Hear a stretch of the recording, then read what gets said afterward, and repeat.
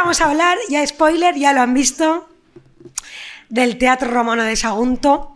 Les voy a contar, vamos a hacer un contexto histórico, por supuesto, y nos vamos a un poquito a centrar en esa polémica que generó, cuándo ocurrió, por qué, hoy en día, cómo todavía, más de 30 años, porque se terminó el año 93, fíjense, más de 30 años después de la finalización de la intervención de la rehabilitación del Teatro Romano de Sagunto, sigue siendo un debate abierto, un debate activo. Luego hablaremos de qué pasó, hubo una sentencia del Tribunal Superior de Justicia, el TSJ, qué es lo que ocurrió y falló en el año 2009, o sea, imagínense, es que es el otro día, tantísimos años, ya saben que la justicia se toma su tiempo. Y hemos estado viendo en anteriores clases que el impacto, ¿no? El impacto que tiene la rehabilitación y la puesta en valor del patrimonio cultural en nuestra sociedad, ¿no? Por ejemplo, el caso muy claro de San Nicolás, que incluso llegamos a tener como un overbooking de visitas ahí, cómo se había privatizado su explotación. El caso de por qué las grandes empresas como es la Fundación Hortensia Herrero, con el apoyo de Mercadona detrás, están invirtiendo tanto en patrimonio. Yo imagino que si la Fundación hubiera existido en el año 1988, cuando esto empezó, hubiera metido aquí la mano mucho. Yo no sé si el resultado hubiera sido el mismo, ahora veremos, pero lo voy a contar así por encima y luego la palabra es toda suya y entonces, como decía, hablaremos de casos actuales que se están viviendo a día de hoy, cómo esto ha cambiado el paradigma de cómo se interviene el patrimonio, no solamente a nivel de Valencia, sino a nivel nacional, porque eso es como todo, hay un antes y un después, ¿no?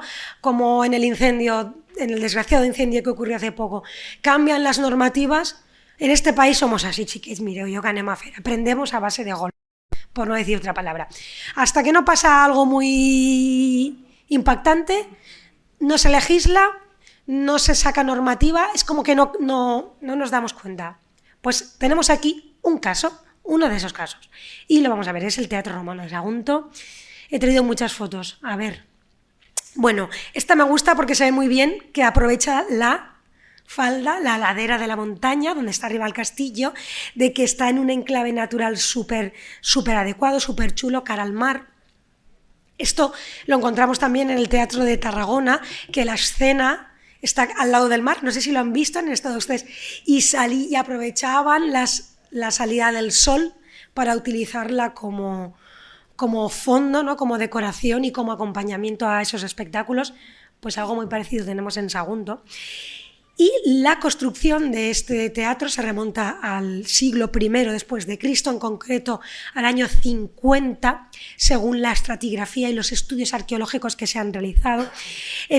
Pertenece al periodo del emperador Tiberio, esto es decir, ¡buah! O sea, el boom de Roma, o sea, un momento en el que Roma está en su máximo apogeo, en su máximo esplendor, aunque en realidad la planificación es de la época de Augusto, se empieza a planear, claro, esto ya saben, no se construye en 2 días, es planificado en la época de Augusto, realizado y disfrutado en la época de Tiberio, que es cuando se dataría su finalización. Estaban Saguntum y Saguntum, pues ya saben que era una ciudad muy importante debido a su puerto, estratégicamente situada, que juega un papel fundamental en la Segunda Guerra Púnica. Ya saben que fue destruida por Aníbal pasó por aquí, estas cosas yo a veces las cuento, las hablo con amigos y me dicen que no, esas cosas pasaban solo en las películas. Digo que no, que lo tenemos aquí, a costa de casa, en Sagunto, Aníbal, pasán y arrasán. Es la historia auténtica y verdadera de Roma, máxima, aquí mismo, a unos kilómetros. Fue en el año 219, cuando pasó Aníbal y se cargó Sagunto. Sagunto es una ciudad que anteriormente tenía ya un asentamiento ibero, se llamaba Arse, Muy importante también que incluso acuñaba su propia moneda con una ceca, la ceca de Arse Saguntum, e incluso lo más interesante es que podemos encontrar moneda, ¿no? Moneda acuñada, numismática del periodo de transición, que son las más importantes, donde por un lado pone Saguntum y está en latín, y por el otro pone Arse y está en íbero. Entonces es esta convivencia de las dos culturas, hasta qué punto llegaron a convivir. Tanto es así que hay una inscripción, no tengo fotografía, ahora veremos, luego entenderán por qué, en el graderío, en la Summa Cavea del Teatro Romano, probablemente al ocupante de ese asiento, de esa zona que está en íbero, del propietario. Entonces, cómo conviven estas dos culturas, incluso muy prolongado el tiempo, es muy, muy interesante. Pues bueno, se reconstruye por los romanos y florece como una urbe muy próspera debido a sus relaciones comerciales, y así es como buena urbe tenían que tener un buen teatro. El teatro, esto se lo consultan ahí un poco de confusión, pero bueno, tenía una capacidad inicial para 8.000 espectadores. 8.000 espectadores. O sea, es una barbaridad, ¿eh? Esto nos da a entender también el alcance, la importancia del teatro y de la ciudad de Saguntum. Y actualmente está habilitado para 4.000, ¿eh? Justo la mitad. También veremos por qué, porque quedan los laterales, como podemos ver en esta fotografía, que están en resto arqueológico, lo poco que queda de resto arqueológico, y que no están en uso, en utilización, por lo tanto se ha reducido considerablemente su capacidad. Está construido con una técnica romana que se llama opus caementicium. Caementicium viene la palabra del cemento. Ya saben que los romanos pues, fueron unos de los pioneros en la invención de lo que hoy consideramos el cemento, que es un encofrado revestido con mortero, con pequeñitas piedras de cantería, porque como se tiene que adaptar a la forma de la ladera, lo que significa que la parte de la escena tenía que ser bastante alta, bastante consistente, teniendo en cuenta que está construida sobre un foso por donde van todos los vomitorios y todos los pasillos por donde se llevaba todo el trajín de los allí participantes, pues tenía que tener unos buenos cimientos y una buena estructura para poder soportarlo. Y evidentemente su diseño, les he puesto que está a los pies del castillo, luego veremos qué ocurrió. Ya saben que el castillo pues tiene, como todos los castillos de la Comunidad Valenciana y parte de todo el territorio nacional, asentamientos de todas las épocas del bronce, del íbero. Fue también, por supuesto, un santuario romano. Luego, posteriormente, después de romanizado, fue una fortaleza defensiva islámica, como todos los castillos de la Comunidad Valenciana, y con su cristianización, fortaleza cristiana, y así nos ha llegado a nuestros días con un montón de todo. No nos vamos a centrar en el castillo, está al ladito, veremos qué ocurrió, que su proximidad le influye en cuanto al uso y las transformaciones, que vamos a hablar ahora de ellas. Pero bueno, por lo que les decía, el diseño de su modelo se ajusta estrictamente al modelo romano clásico, ¿no? Al modelo romano que lleva 3 partes principales, y que les he puesto esta fotografía porque se ve muy bien, ¿no? La cavea, que es el graderío semicircular desde donde está hecha esta fotografía. La cavea siempre se divide en 3 partes: la ima, que es la parte de abajo, la media y la summa cavea, que es la parte superior, y dependiendo del estatus de los asistentes, pues se disponían a ocupar una zona más alta o una más baja.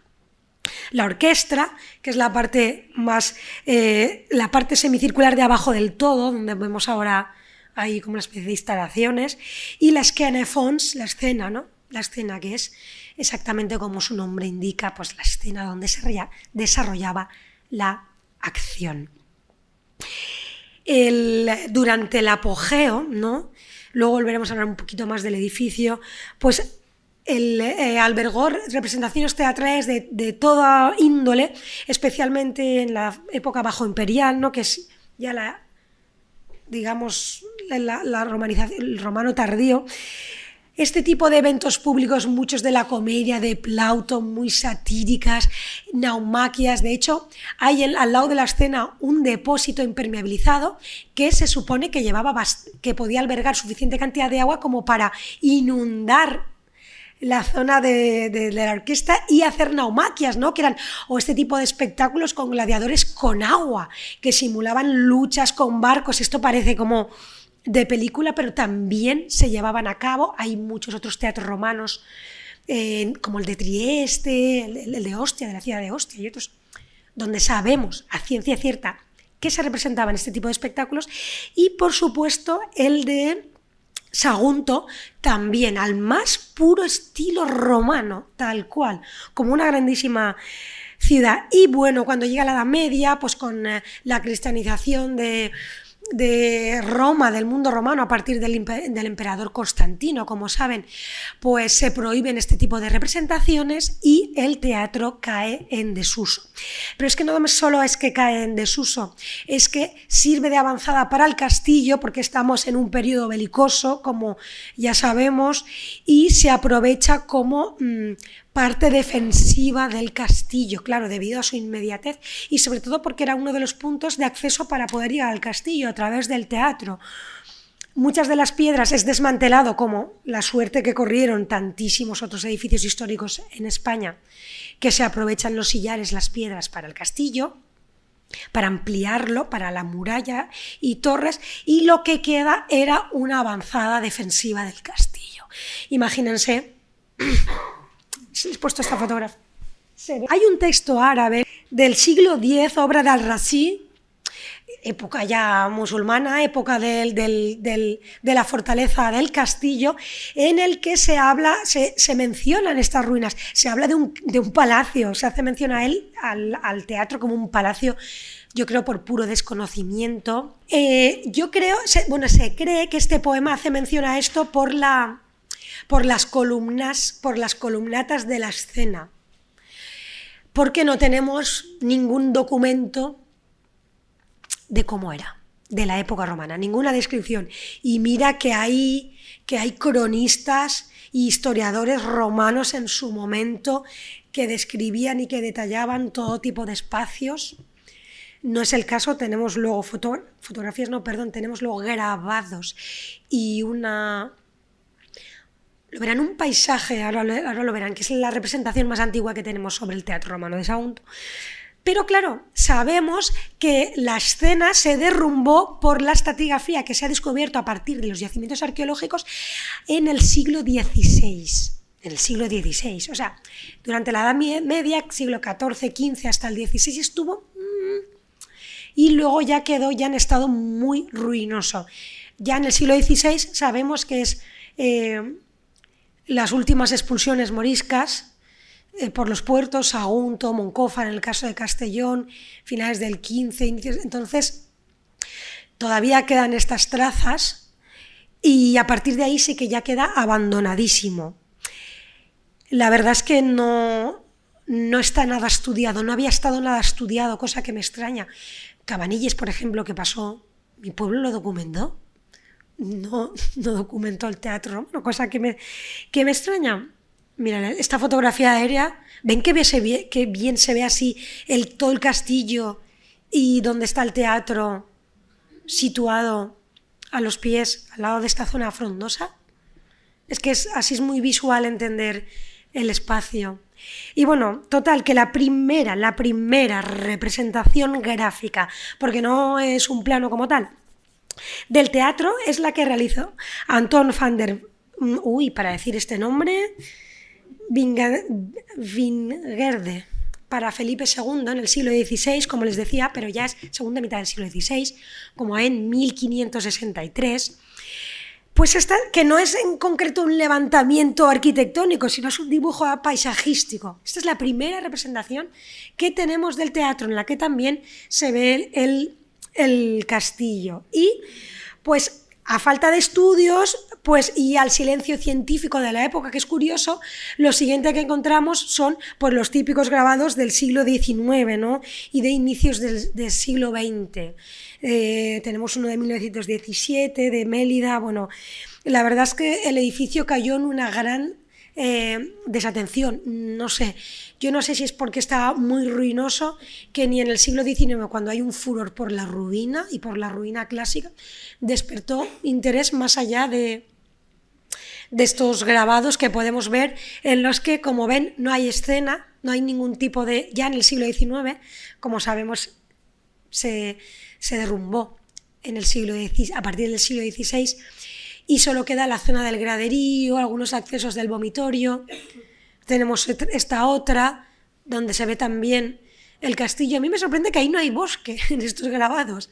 Será del siglo XX, porque está la montaña como muy... Igual estaba destinada a cultivo, porque saben que mucha zona tan aledaña a la ciudad, tan próxima, pues los campos estarían a lo mejor cultivados y digamos al secano en este momento. Bueno, total, que el monumento soportó impasible el paso de los años.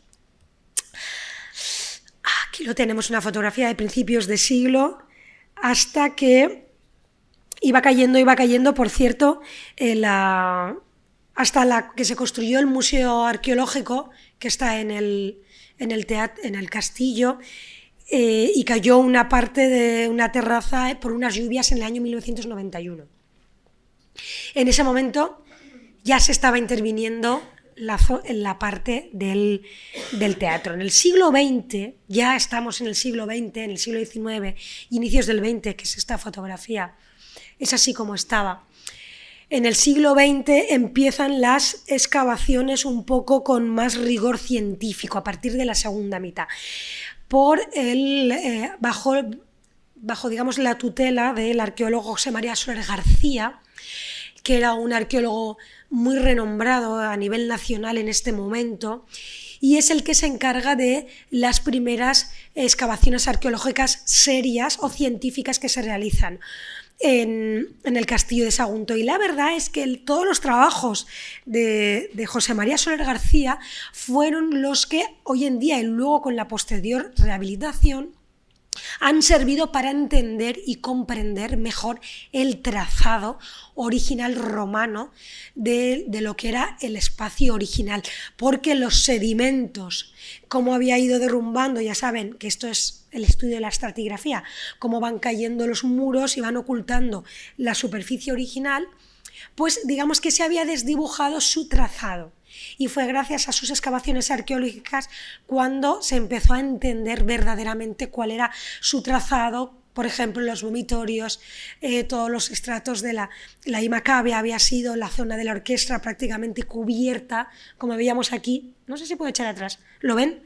Que está como muy todo ahí mezclado. A entender de verdad cómo estaba diseñado este teatro. Las excavaciones se paralizan, se hace una adaptación, y en los años 70 y 80 se utilizaba como espacio cultural para algunos actos, pero donde la escena, como pueden ver en esta fotografía, les pongo la siguiente, era la propia localidad de Sagunto. No había otra que mirar hacia la población y hacia el mar, porque no había escena, y se utilizaba puntualmente para actividades culturales. Tal cual, se sentaba la gente sobre la gradería romana, por encima de la ruina, sin mayor problema. En los años 80, finalmente se decide, hay un boom, había dinerillos, y se decide hacer una intervención integral muy amplia de todo el espacio. Miren, les he puesto fotografías de cómo se usaba tal cual. Estas se las he puesto porque me parecen tan cercanas al momento romano. Son del siglo XX, esto es de los años 80. Miren, es los años 80. Y es que yo veo Roma al momento, es que veo ahí el siglo I.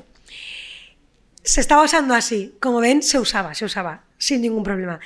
pero finalmente fue aprobado por la Generalitat Valenciana en 1988 y por el Ayuntamiento de Sagunto en el año 1989 su intervención integral, ¿vale? El proyecto estaba bajo la supervisión de Carmen Aranegui y Emilia Hernández, dos mujeres, que no está mal para ser la época de los 80 aquí en Valencia, y a partir de 1990 hasta 1994, 4 años, duró su polémica intervención.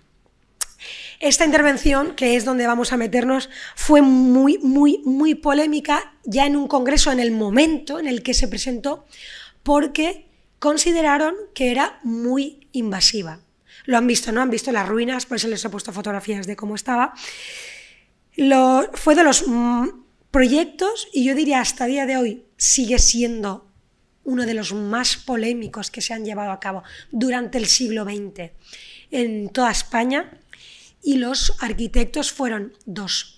Un italiano especializado en la intervención arquitectónica de bienes patrimoniales y de restos arqueológicos con edificios contemporáneos, un arquitecto muy de tendencia de la escuela racionalista, que viene de los años 50-60, que es Giorgio Grassi, y un español que también estaba muy acostumbrado a intervenir patrimonio cultural, que se llama Manuel Portacelli, ¿no? Estos fueron los dos, quizá el más conocido de todos es el español, que se hizo con Grassi, ¿eh? Bueno, y aquí es donde empieza este proyecto, que tuvo les digo el dinero, un coste aproximado de 1.200 millones de pesetas, que sería unos 7,2 millones de euros. Hace 30 años. ¿Se acuerdan que yo les he dicho todos los millones que ha costado San Nicolás, que está costando Santos Juanes? Y siempre hablamos de 3-4 millones de euros del siglo XXI. Imagínense casi, 7,5 millones de euros hace 30 años, los años 80. ¡Qué barbaridad de intervención! Y claro, ¿qué pasó? Pues una controversia. Y es aquí donde nos metemos, voy a correr. Y es que la intervención propuesta por Grassi y por Portacelli fue tan polémica porque se consideró que no se estaba respetando la ruina arqueológica, la ruina romana, sino que directamente ellos habían diseñado un nuevo teatro al estilo romano y que lo iban a colocar, ¡pum!, encima del antiguo. Que les decían, oye chico, hazlo al lado, invéntate el teatro que quieras y déjanos la ruina para poder entenderla como hemos visto en las fotografías y en los grabados, incluso que estaba en uso. Pero claro, es que uno de los requisitos que se propuso para su rehabilitación, no voy a hablar de restauración, voy a hablar de rehabilitación, porque se rehabilitó, era la funcionalidad, era que volviera a estar en uso.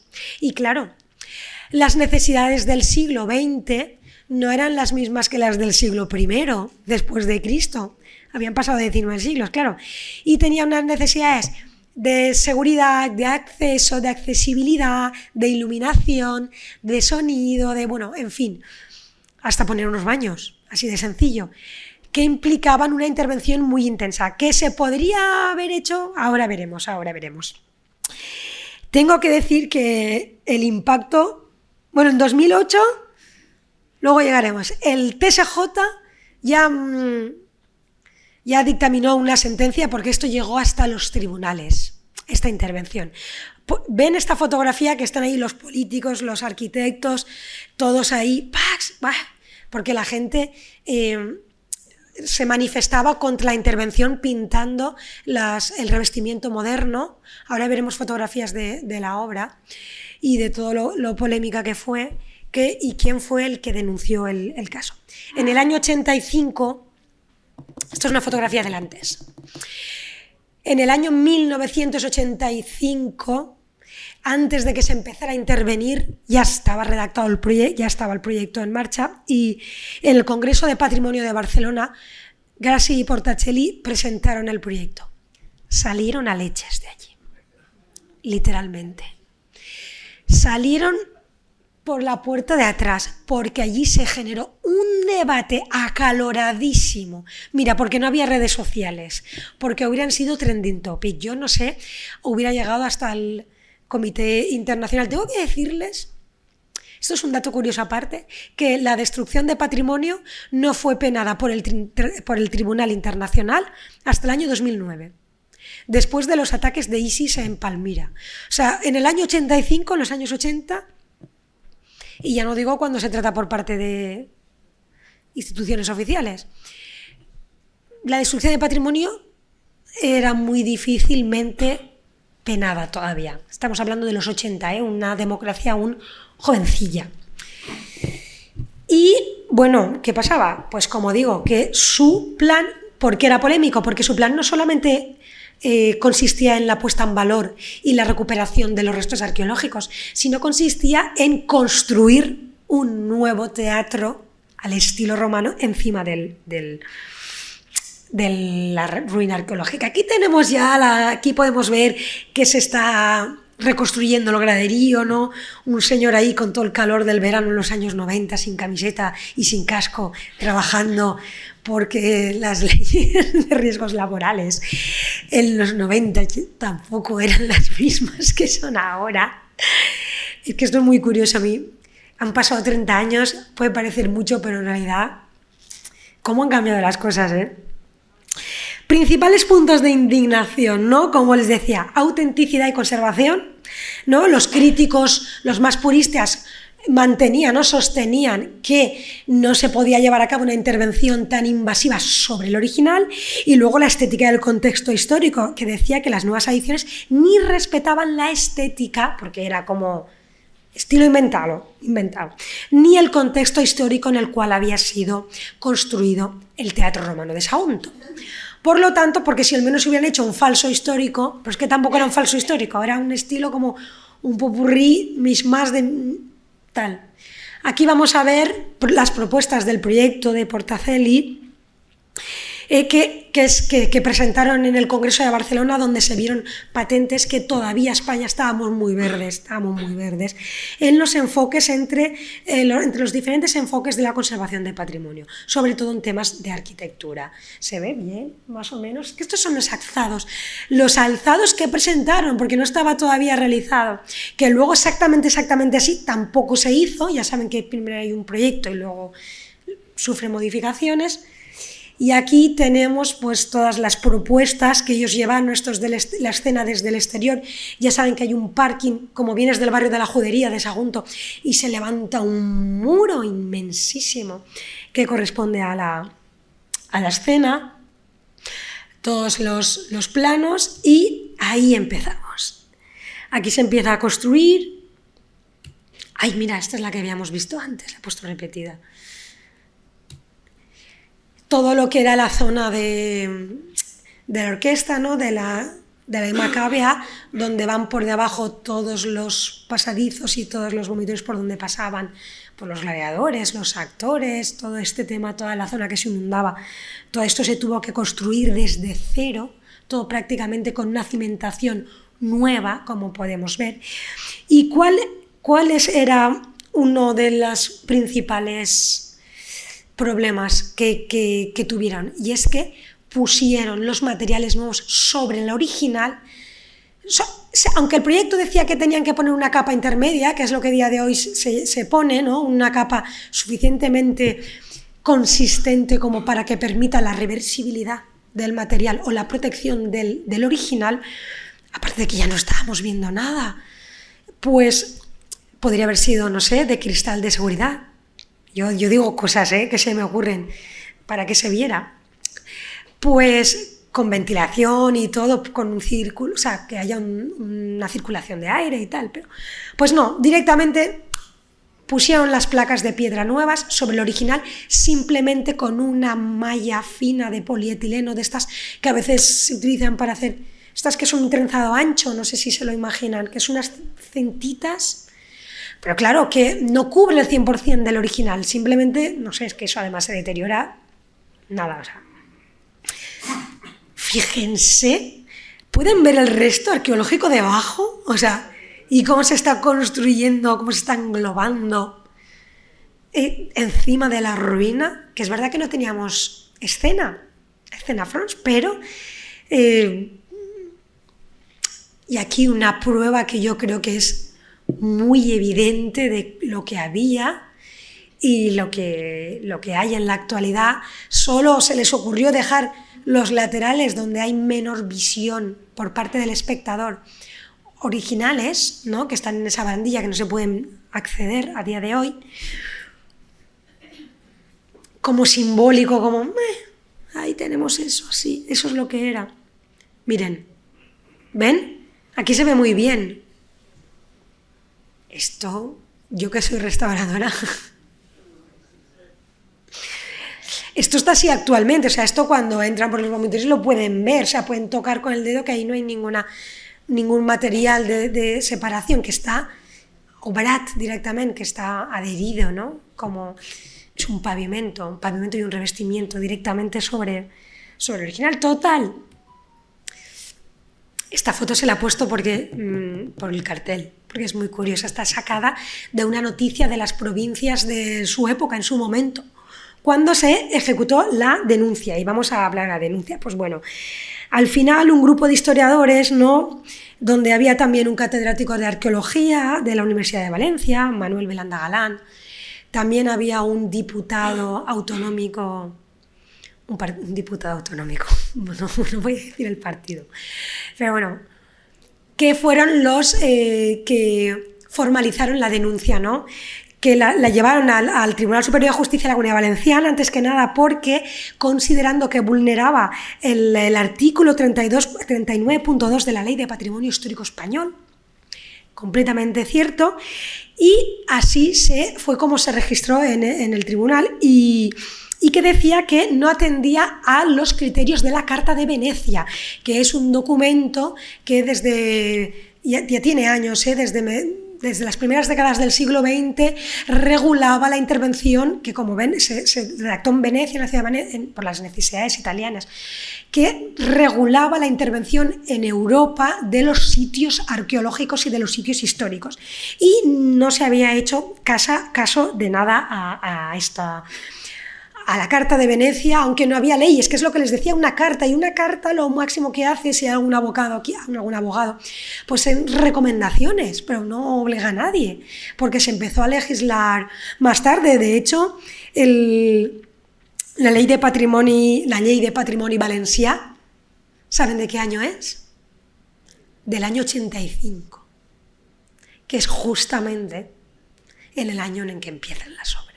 Y es por lo que decía que muchas veces hasta que no ocurren este tipo de cosas, como ahora ha ocurrido con el Alcobón y con estas cuestiones, pues no se legisla hasta que no ya lo tenemos encima. Pero bueno, aquí se ve, esto es durante los procesos de obra, pueden ver las pintadas, porque había muchísimas manifestaciones y mucha indignación, sobre todo por parte del sector académico y de historiadores, que ole muy bien, pero bueno, los arquitectos son los arquitectos, como no hay ninguno en la sala. Se ve que tenían más voto que los arqueólogos en el momento. Parece ser, bueno, la sentencia del Tribunal Supremo en el 2008, que llegó al Tribunal Supremo, pues dijo que se tenía que desmontar. Pero ordenaba el desmantelamiento de alguna de las adiciones modernas en el plazo de 18 meses. No se hizo porque la Generalitat Valenciana lo recurrió, y el Ayuntamiento también. Fue recurrida la sentencia esta y aceptada el recurso, porque justificando que desmontar esto incurría en un principio de eficiencia en el gasto público, es decir, que costaba más dinero quitarlo casi de lo que había costado ponerlo, y además implicaba un daño mayor del que se había hecho poniéndolo. Amigo, a cosa feta ya, claro. Entonces algunas cosas se quitaron, pero no se quitó nada. De hecho, conforme se quedó es lo que tenemos hoy en día. Aquí lo ven, ¡pam! Todo acabó en el 2009. En el 2009 se zanjó el tema y la denuncia, y se quedó todo. Pero claro, Yo recuerdo cuando yo estaba en la carrera ya estudiando restauración, hubo un congreso aquí en Valencia de patrimonio, creo que fue el año 2005, ya ven los años que habían pasado, y salió el tema, lo llevaron el tema, tuvieron valor de llevarlo y lo mismo, repitieron la experiencia del año 85, salieron de allí carpich por los restauradores, porque este congreso era de restauradores, entonces por poco yo recuerdo estaba allí y dije, madre mía, la que se está aquí liando. Y claro, es que poca broma. Este edificio ahora, pues es que está en manos de la Generalitat Valenciana, de hecho, y del Ayuntamiento de Sagunto. Lo gestiona el Instituto Valencià de Cultura, el IVC, destinan entre 200 y 300.000 euros al año el Ayuntamiento. Para su mantenimiento y su conservación. Ojo, sillas de plástico sobre el graderío de piedra, porque yo no sé si ustedes han ido ahí. Es incómodo. Eso no cumple bueno, vamos, con la ergonomía. Para estar ahí cuando estás 15 minutos ya no sabes cómo sentarte, ya te duele todo, hay que ir con el cojincito como a los toros casi, para no morir en el intento. Horrible. Entonces, cuando vienen autoridades, cosas así, sillas de plástico, o sea, es que esto ya es la repera. Ingresos genera de las ventas de las entradas y tal, pero insignificante, ¿eh? Solamente para su limpieza y mantenimiento y poco más, ¿eh? Tengo que decir que el diámetro de la orquesta es de 22 metros, ¿eh? La parte más amplia del semicírculo son 22 metros. Impone, ¿eh? Es enorme. Yo creo que es desmesurada la escena respecto al tamaño de la cavea, de todo el graderío, y porque esa visión abierta que tenías, que yo creo que antes se podía ver el mar o la ciudad por arriba, ahora no existe, ahora no está, ha desaparecido. No, tampoco se sabe ni qué magistrados, ni qué emperadores, ni nadie se sentaban, porque aunque tenemos alguna inscripción, pues yo creo que no se le dio el suficiente estudio arqueológico como ruina, sino que se intervino arquitectónicamente y no se pararon a analizar y a estudiar bien todo lo que había ahí a nivel arqueológico, quitando de Soler García, que no era lo mismo, ni tenía el mismo presupuesto. Entonces, claro, esto es lo que pasó. Ya les he puesto fotografías de antes y después, de cómo estaba y cómo pueden ver más o menos de puntos de vista parecidos, y ya pasaremos a que me cuenten ustedes. Podemos hablar de este caso, de casos similares, de por qué a partir del siglo XX nos empeñamos tanto en explotar. Yo tengo muy claro que el patrimonio cultural, que el patrimonio artístico es una fuente de financiación para los gobiernos autonómicos, para los locales, para el Estado, y que genera riqueza, claro que sí, pero ¿hasta qué punto tenemos que sacrificar o exponer ese patrimonio para generar? Lo verán si han ido al Vaticano, en Italia, que es unas colas en general, donde vayan hoy en día, que es la democratización del patrimonio hasta un punto de morir de éxito, ¿no? Pues el Teatro Roma de Sagunto murió de éxito, para mi parecer. Miren. Es que esta fotografía no tenía mucha calidad, pero sí que se puede ver más o menos todo lo nuevo. Se ve muy bien por ese cambio de color de la piedra. Pues como era antes, no estaba tan mal, ¿eh? O sea, era una ruina bastante con entidad. De hecho, se usaba en los 70 y en los 80. Y además que la piedra es piedra, o sea, no es terciopelo de seda. Ahora, antes, ahora. La escena, yo digo que ahí hay un popurrí como, voy a poner un capitel por aquí, voy a poner un trocillo por allá, piezas sin unidad potencial, que se llama, que de por sí no tienen entidad, colocadas ahí como de bonicaria, ¿no? Como una vitrina, como la vitrina de casa ahí con los figuretes, no sé. Antes, ahora, que es verdad, antes, ¿no? Ven que la escena estaba como adaptada porque se hacían representaciones, pero yo, con un poquito la superescena que tenemos ahora. Esto es lo que les decía de unas piezas por allá, otras por aquí, esta forma curva, esto es una pura imaginación, esto es el imaginario colectivo de los arquitectos que dijeron, mismamente ponemos aquí 2 columnas, 2 por allá, unos capiteles allá en el fondo que ni se ven, no sé, en fin. El muro de la escena por detrás que parece... ¿Se acuerdan de los pabellones penitenciarios de San Miquel de Reis? No me digan que no les recuerda esto. Es que yo... En fin. Parecen pabellones penitenciarios. ¿Cómo se accedía? Lo que vemos ahora. Y bueno, desde fuera y aquí con esta diapositiva nos quedamos y yo les paso el turno a que opinen y sí que me gustaría pues que en general, ya no solamente sobre qué es lo que piensan sobre esa intervención tan a veces, esa explotación que hacemos sobre el patrimonio histórico que tenemos. ¿Qué opinan ustedes?